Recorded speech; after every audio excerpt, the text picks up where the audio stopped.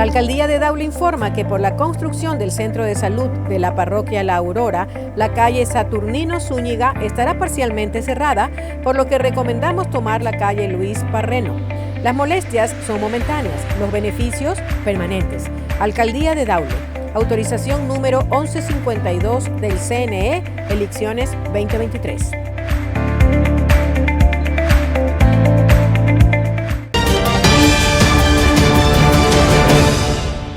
El presidente Guillermo Lasso continúa con su agenda internacional en Estados Unidos.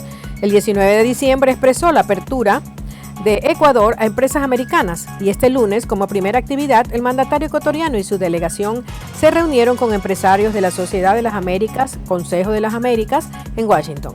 El jefe de Estado explicó en la reunión que Ecuador no puede encerrarse en una sociedad de 18 millones de habitantes y allí radica la importancia de un acuerdo de libre comercio con Estados Unidos.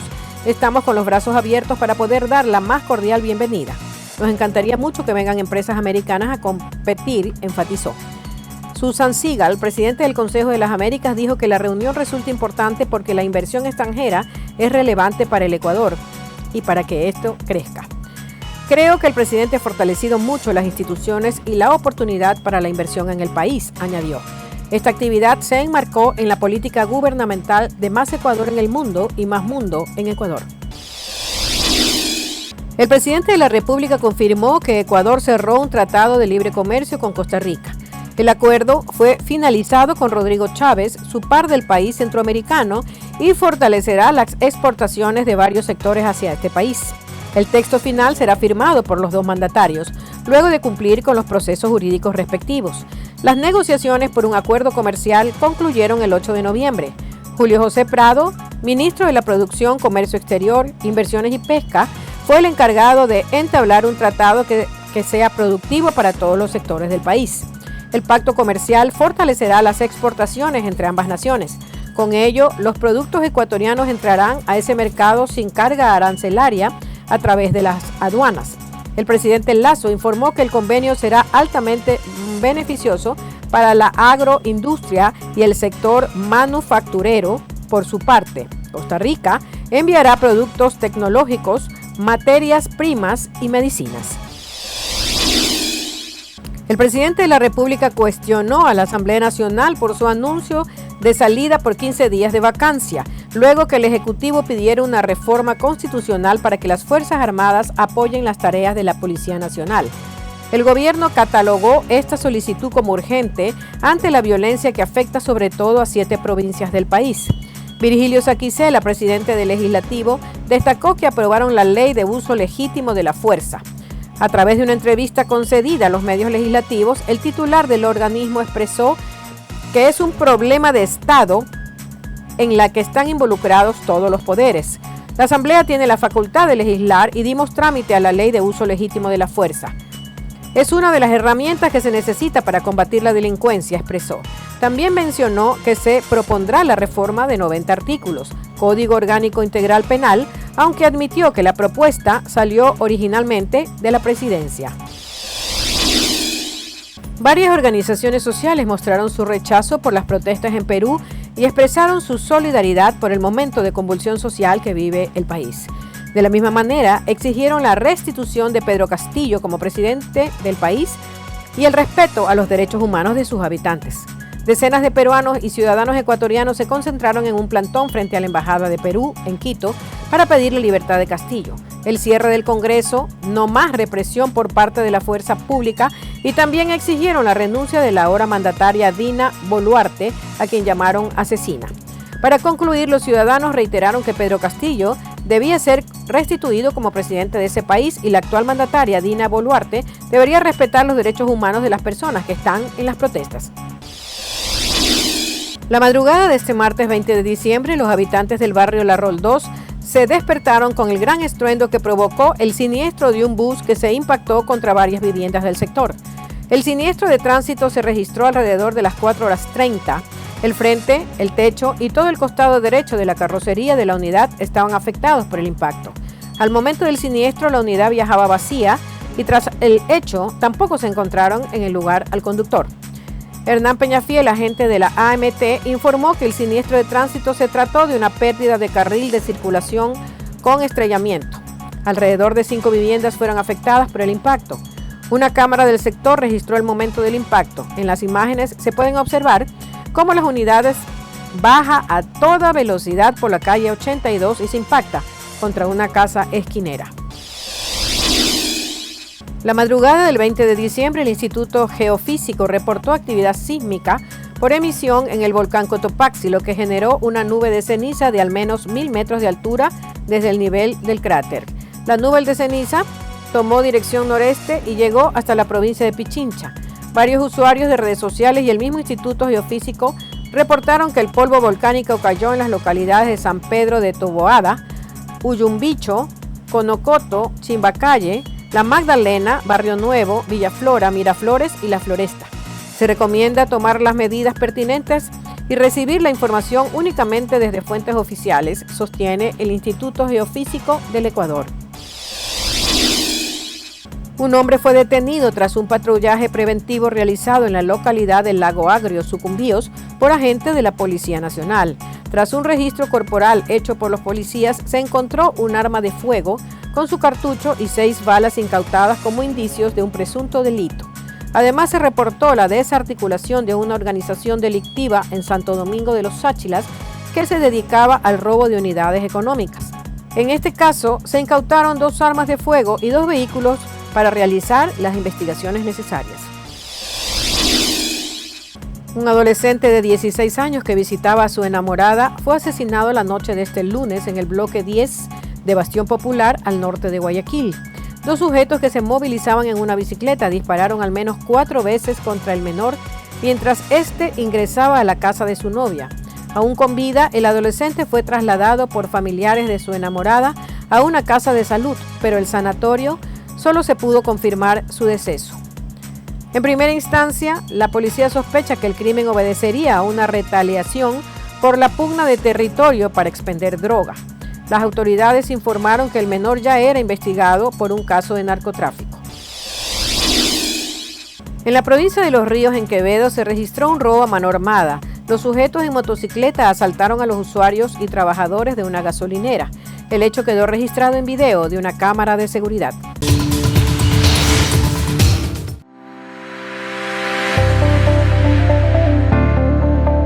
La alcaldía de Daule informa que por la construcción de la terminal terrestre se cerrarán varios accesos de la avenida Vicente Piedrahíta Norte, por lo que recomendamos tomar vías aledañas. Las molestias son momentáneas, los beneficios permanentes. Alcaldía de Daule, autorización número 1146 CNE, elecciones 2023.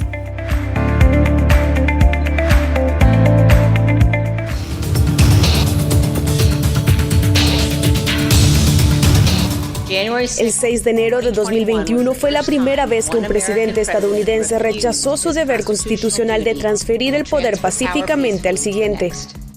En reiteradas llamadas personales y reuniones en persona, Donald Trump presionó a los funcionarios electorales estatales y dijo a los legisladores que adulteraran los resultados oficiales de las elecciones. El comité ha obtenido evidencia significativa de que el presidente Trump tenía la intención de interrumpir la transición pacífica de transferencia de poder bajo nuestra Constitución.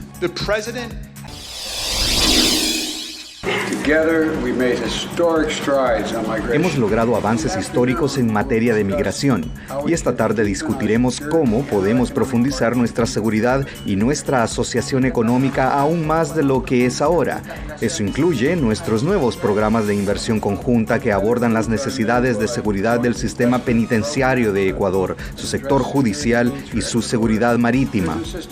Hemos hablado de migración y a la migración como consecuencia de problemas de la economía en muchos países de América Latina, y hemos ratificado nuestro compromiso de seguir apoyando, como lo hemos hecho, al fenómeno migratorio, especialmente de Venezuela en Ecuador. Camiones atravesados para fungir de muro fueron dispuestos por la gobernación de Texas para contener a los miles de migrantes que desde hace más de una semana se aglomeran en puntos de cruce fronterizo. Además de estas barricadas de contenedores, estamos construyendo más muros fronterizos y cercas de alambre de púas. Desplegamos la Guardia Nacional a través de la frontera para hacer retroceder a los inmigrantes ilegales. Asignamos al Departamento de Seguridad Pública para arrestar a inmigrantes ilegales en Texas. Declaramos a los cárteles como organizaciones terroristas. Migrantes aguardan pacientemente a su turno para presentarse ante autoridades migratorias estadounidenses. Desde el principio dije que podía decretarlo cuando sintiera que los solicitantes de asilo o nuestra comunidad no estaban seguros, y realmente creo que hoy nuestros solicitantes de asilo no están seguros, ya que tenemos cientos y cientos en las calles, y esa no es la forma en que queremos tratarlos. Las autoridades de la ciudad fronteriza de El Paso calculan que reciben un promedio de 1,700 migrantes a diario. Algunos llegan a puntos fronterizos solicitando protección y otros cruzan la frontera sin someterse a registro alguno. Temperaturas de 7 grados bajo cero se registran en medio de un invierno que para muchos es algo novedoso. El alcalde de El Paso considera que el clima los pone en riesgo y por eso decretó un estado de emergencia. Siento demasiado afligido al ver que otros seres humanos igual que yo, solo porque tienen otra nacionalidad, tienen la oportunidad de ingresar y nosotros no. Nosotros también somos seres humanos igual que ellos. No sé por qué las leyes son para unos y para otros no, la verdad. Por su parte, organizaciones pro-inmigrantes se unen a lo largo de la frontera para reunir ayudas y ofrecer albergue a estas personas. Organizaciones inmigrantes en Arizona esperan con cautela que el Título 42, la medida que permite deportar a los migrantes en la frontera para evitar la propagación del COVID-19, termine este 21 de diciembre tras permanecer en vigencia 2 años y 9 meses. Sí hay mucha emoción, pero al mismo tiempo hay mucha prudencia, porque ya a lo largo de estos 2 años, 9 meses, hemos aprendido, tanto ellos como nosotros, por la mala, que cualquier cosa puede pasar. El activista afirma que el Título 42 no está protegiendo a los ciudadanos en Estados Unidos de contraer COVID, pero sí deja a cientos de migrantes que huyen de violencia y persecución en sus países vulnerables a secuestros y abusos en las ciudades fronterizas. Y a falta de un acceso legal, en la desesperación con la que están llegando a la frontera, la situación irregular es lo que está explotando el crimen organizado. El fallido intento del proyecto migratorio bipartidista presentado por la senadora de Arizona Kyrsten Sinema y el republicano de Carolina del Norte Thomas Tillis, que proponía extender el Título 42, un fuerte componente de seguridad nacional y una vía de legalización para los 2 millones de Dreamers, crea más dudas sobre lo que puede hacer el gobierno federal ante la masiva llegada de migrantes. Definitivamente hay incertidumbre en Arizona y en la frontera porque no se sabe lo que va a pasar y más es pues la gente que está viviendo esto, la gente que está en Nogales, Sonora. Mientras tanto, en ambos Nogales, las autoridades coordinan esfuerzos para prepararse ante una llegada masiva de migrantes a la línea fronteriza en los próximos días. Desde enero de 2023, las familias indocumentadas podrán acceder a subsidios para el cuidado de al menos 600 niños con edades entre 6 semanas y 13 años de edad, bajo la iniciativa NYC Promise. Eso es una solución inmediata al cuidado de niños, para que los padres puedan tener más opciones para, por ejemplo, entrenarse. Nosotros tenemos eso como experiencia, de que proveemos entrenamientos de OSHA y ellos no tienen donde dejar sus niños. La Colmena es una de las organizaciones a cargo de la distribución de estos subsidios. Yo creo que el inmigrante tiene derecho a trabajar. De hecho, nosotros trabajamos con jornaleros y jornaleras y es totalmente permitido hacer una jornada de trabajo. El programa cuenta con $10 millones y es un alivio para los nuevos migrantes, según dijo el alcalde Eric Adams. Tuve la suerte que mi mamá lo pudo cuidar a mi hija, pero yo sé que eso no es la situación de todos. Sin embargo, algunos sectores han mostrado preocupación ante la posibilidad de que el programa incentive el trabajo ilegal, teniendo en cuenta que tramitar casos de asilo y permisos de trabajo puede tardar un promedio de 4 años. Las personas que no tienen los papeles legales para trabajar, desafortunadamente es difícil, que es verdad que no pueden trabajar porque es ilegal y en contra de la ley migratoria. En su tercera participación en una ceremonia militar en menos de una semana, la presidenta de Perú, Dina Boluarte, reiteró su llamado al país para que retornen la tranquilidad y el diálogo, luego de días de intensas protestas, especialmente en ciudades localizadas al sur de Lima.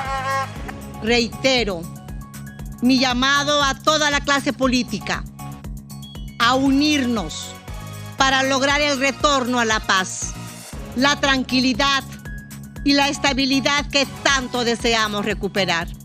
El mensaje de la mandataria se produjo horas después del llamado a la paz que hiciera el domingo el Papa Francisco tras el rezo del Ángelus en el Vaticano. Oremos también por la paz, para que cese la violencia en ese país y se inicie el camino del diálogo para superar la crisis política y social que aqueja a la población.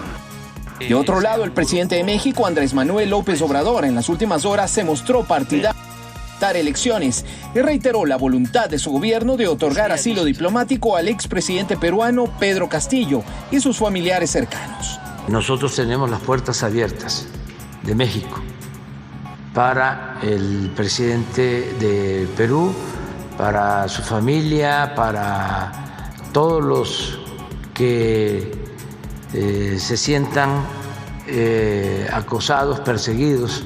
El Departamento de Estado de Estados Unidos, a través de un comunicado, aseveró que el secretario Antony Blinken alentó a las instituciones y autoridades civiles peruanas a redoblar esfuerzos para realizar las reformas necesarias y salvaguardar la estabilidad democrática.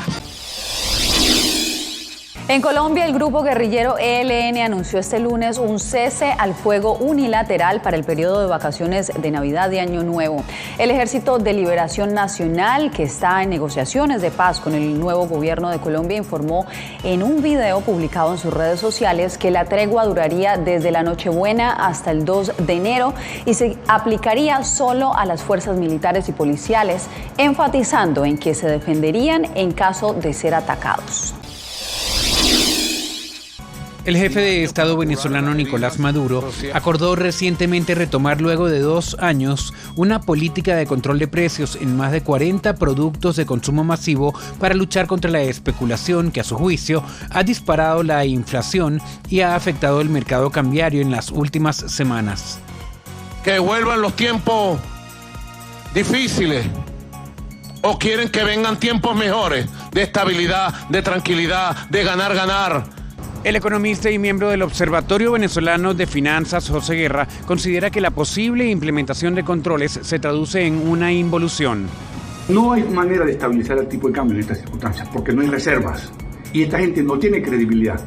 Un consumidor compartió con La Voz de América su preocupación de que regrese la aguda escasez experimentada en años recientes. Básicamente lo que vivimos en el 2017. Recordar las colas, recordar la escasez, recordar que eso genera sin duda alguna una limitación de los productos, porque obviamente quienes creen en Venezuela y han aportado en el crecimiento de los supermercados se van a volver otra vez en la amenaza de reducir sus gastos. En los últimos días, el precio de la divisa en el mercado oficial aumentó un 20%, según los reportes del Banco Central, mientras que en el mercado paralelo el incremento ha sido mayor, al dispararse de 13.78 bolívares a 17.70 bolívares, un alza del 32%. ¿Quién no ha usado una agenda para organizar sus actividades? Pero la caricaturista venezolana Raima Suprani espera que un calendario con ilustraciones ofrezca una experiencia distinta. Suprani se caracteriza por sus trabajos mordaces sobre la política de su país, pero en esta época decembrina presenta un calendario 2023 que evoca a la gastronomía venezolana. El tema gastronómico también lo elegí precisamente por eso, porque es uno de los temas que más nos unen. La mesa nos une, la mesa es una terapia grupal y además hay platos que solamente los podemos elaborar estando juntos, estando en grupo. Y bueno, y nos evoca nuestro pasado, nuestro presente, nos evoca lo que somos.